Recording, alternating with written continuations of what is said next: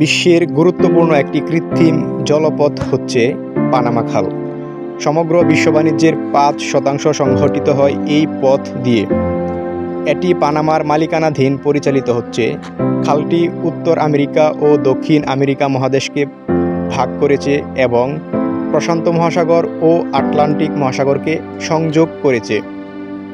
খালটি ১৯০৪ থেকে ১৯১৪ সালের মধ্যে নির্মিত হয়। বেশিরভাগ অংশই নির্মাণ করে যুক্তরাষ্ট্র। তখনকার মার্কিন প্রেসিডেন্ট থিওডোর রুজভেল্ট নির্মাণ কাজের তদারকি করেন।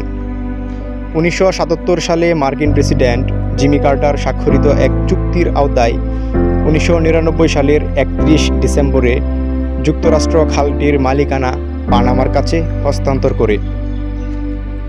সার্বিক বিবেচনায় পানামা খাল মার্কিন যুক্তরাষ্ট্রের জন্য গুরুত্বপূর্ণ জলপথ।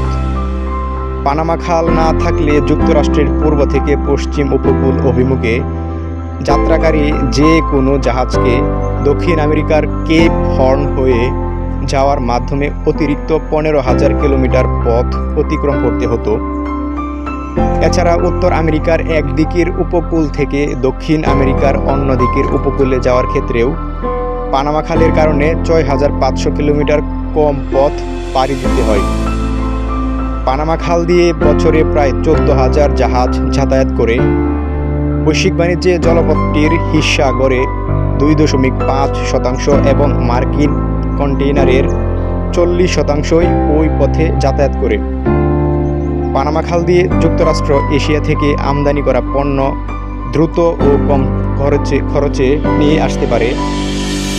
প্রাকৃতিক গ্যাস, এলএনজি সহ অন্যান্য পণ্য রপ্তানির জন্য যুক্তরাষ্ট্র এ নৌপথ ব্যবহার করে। যুক্তরাষ্ট্রের বাণিজ্যিক এবং সামরিক সকল জাহাজের এবং নৌযানের বহুলাংশ পানামা খালের উপর নির্ভরশীল।